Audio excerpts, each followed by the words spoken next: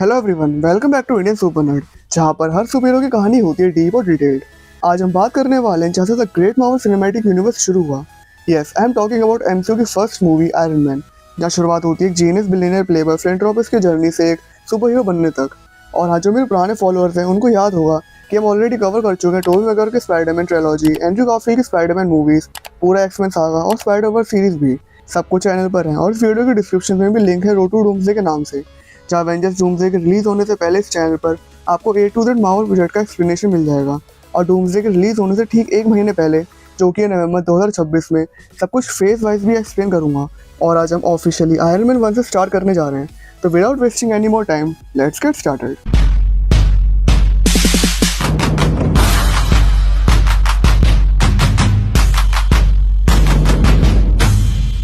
Movie की शुरुआत होती है 2008 प्रेसिडेंट डे अफगानिस्तान से, जहाँ टोनी स्टार्क इंडस्ट्रीज का मालिक और एक जीनियस इन्वेंटर अपने बेस्ट फ्रेंड जेम्स रोडी रोड्स के साथ मिलिट्री के लिए एक पावरफुल मिसाइल जेरिको का डेमो देता है। बट जैसे ही टोनी वापस जा रहा होता है, एक डेडली अटैक होता है बाय टेन रिंग्स, जो होती है टेररिस्ट ऑर्गेनाइजेशन। टोनी को एक स्टार्क मिसाइल ही इंजर करती है, मतलब उसके बनाए हुए वेपन्स ही उस पर गिरते हैं। टोनी को कैप्चर कर लिया जाता है और उसके चेस्ट में जो मिसाइल टोनी के पास ब्लास्ट हुई थी, उसके छोटे छोटे मेटल के पीसेस उसमें घुस जाते हैं। वहाँ पर एक कैप्टिव डॉक्टर येंसेन उसके चेस्ट में एक इलेक्ट्रोमैग्नेट लगाता है, ताकि वो मिसाइल के छोटे छोटे पीसेस जो टोनी की चेस्ट में है उस मैग्नेट की तरफ खींचे, ना कि टोनी के दिल की तरफ। टेन रिंग्स का लीडर राधा टोनी को फोर्स करता है कि वो उनके लिए जेरिको मिसाइल बनाए, बट टोनी और येंसेन सीक्रेटली एक आर्क रिएक्टर बनाते हैं, एक मिनी एनर्जी कोर जो टोनी के चेस्ट में लगे इलेक्ट्रोमैग्नेट को पावर देता है। फिर टोनी वहाँ से निकलने के लिए एक आयरन सूट बनाता है, लेकिन जब प्लान एक्सपोज होता है, येंसेन अपने आप को सेक्रीफाइस करता है ताकि टोनी वहाँ से स्केप कर सके। टोनी फुल आर्मर में टेररिस्ट पर अटैक करता है, फ्लेम थ्रोअर्स, फ्लाइट बूस्टर्स और सबको जलाकर वहाँ से स्केप करता है। डेजर्ट में क्रैश करता है और सूट डिस्ट्रॉय हो जाता है, लेकिन वो आयरन मैन का फर्स्ट स्टेप होता है। अब नेक्स्ट टोनी को रोडी रेस्क्यू करता है और अमेरिका वापस लाता है। बट टोनी स्टार्क सबको शॉक देता है जब वो अनाउंस करता है कि स्टार्क इंडस्ट्रीज अब और हथियार नहीं बनाएगी। But his father's old friend Obadiah Stane Tony के इस फैसले से खुश नहीं होता है। ओबेडाया स्टेन मैनेजर होता है स्टार्क इंडस्ट्रीज का, बट टोनी स्टार्क इंडस्ट्रीज का ओनर है। फिर टोनी अपने वर्कशॉप में एक अपग्रेडेड मार्क सेकंड सूट और साथ ही एक नया और मोर पावरफुल आर्क रिएक्टर बनाता है। पुराना वाला आर्क रिएक्टर उसकी असिस्टेंट पेपर पॉट्स एक ग्लास बॉक्स में रखती है विद अ नोट कि ये प्रूफ है कि टोनी स्टार्क के पास दिल है। टोनी को एक शॉकिंग न्यूज़ मिलती है कि टोनी के ऑर्डर के बावजूद भी अभी भी स्टार्क इंडस्ट्रीज के वेपन्स यूज हो रहे हैं, और वो भी येंसेन के गाँव में।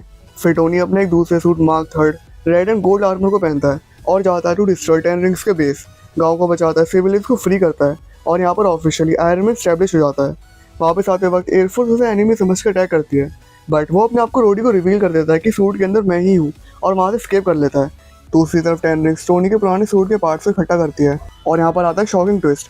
ओबेडाया स्टेन लोगों के साथ मिला हुआ था। इसी बंदे ने टेन रिंग्स टेररिस्ट को हायर करा था टोनी को जान से मारने के लिए, ताकि टोनी के मरने के बाद ये स्टार्क इंडस्ट्रीज का सीईओ बन सके।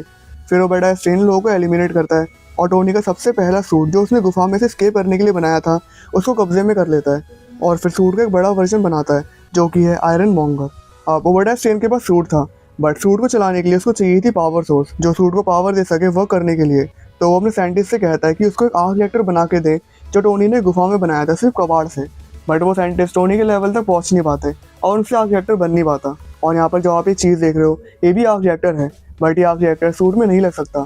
सूट को पावर देने के लिए आर्क रिएक्टर का साइज छोटा होना बहुत ज़रूरी है।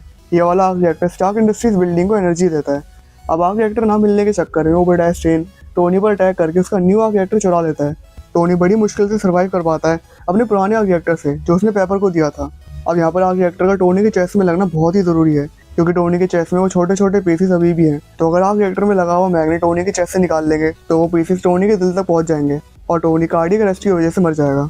फिर दूसरी तरफ पेपर पॉट्स एक शील्ड के एजेंट फिल कोल्सन के साथ ओबेडाया का डार्क सीक्रेट डिस्कवर करती है कि ओबेडाया स्टेन ने टेन रिंग्स को हायर करा था टोनी को जान से मारने के लिए, और उसने ही टेन रिंग्स को टोनी के स्टार्क इंडस्ट्रीज के वेपन्स दिए थे।